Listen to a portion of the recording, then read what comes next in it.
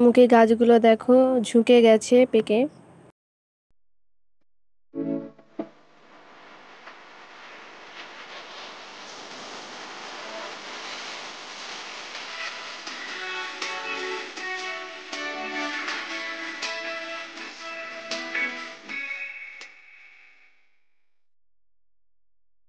High friends, good morning. আশা করি তোমরা সবাই খুব ভালো আছো। আমি খুব ভালো আছি।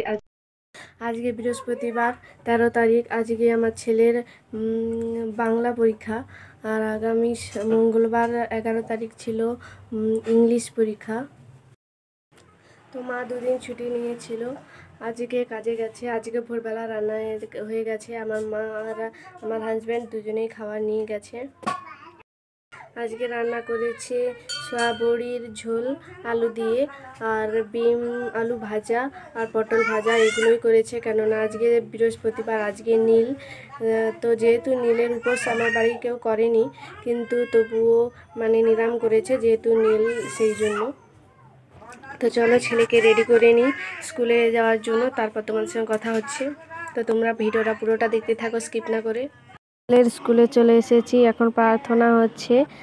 আমি ছেলেকে নিয়ে বাইরে দাঁড়িয়ে আছি, আর এখানে একটা জামরুল গাছ আছে। তো জামরুল গাছের মানে কড়িগুলো দেখো অন্য রকমের।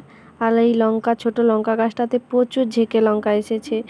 তো দাঁড়িয়ে দাঁড়িয়ে অপেক্ষা করছিলাম। তো ছেলের পরীক্ষা যেহেতু, ছেলেকে নিয়ে একবারে বাড়ি এসেছি। তারপর দেখো বিকেলবেলা মা আনলো কেক নিয়ে, পেস্ট্রি কেক। তো এখন আমি খাচ্ছি, ছেলে খাচ্ছে, মাও খাচ্ছে, সবাই খাচ্ছে। আর ছেলেকে নিয়ে যাওয়ার সময় রাস্তায় ভিডিও করতে পারিনি, যেহেতু সাইকেল চালিয়েছিলাম, সেই রিস্ক নিইনি। এখন মা, আমি আর সবাই মিলে একটু যাচ্ছি জমির দিকে বসবো, কারণ বাড়িতে ভীষণ গরম। আর এই জমিতে বসে যদি একটু হাওয়া বাতাস পাওয়া যায়, সেই জন্য আমি মা যাচ্ছি। আর এখানে দেখো এক জায়গায় এক মানে সূর্যমুখী গাছ লাগিয়েছে। তো গাছগুলো এখন মানে মানে তুলে নেওয়ার মতো হয়ে যাচ্ছে, সেই জন্য মানে বীজগুলো ঝুঁকে গেছে পেকে। তো এবারে এগুলোকে উবড়ে নেবে। দেখো কিভাবে নিচের দিকে ঝুলে গেছে। তারপর রাত্রিবেলা বাবা মাছ কিনে আনলো কালকের জন্য, কালকে রান্না হবে সেই জন্য। তো দুরকম মাছ এনেছে, মা এখানে ভাজছে।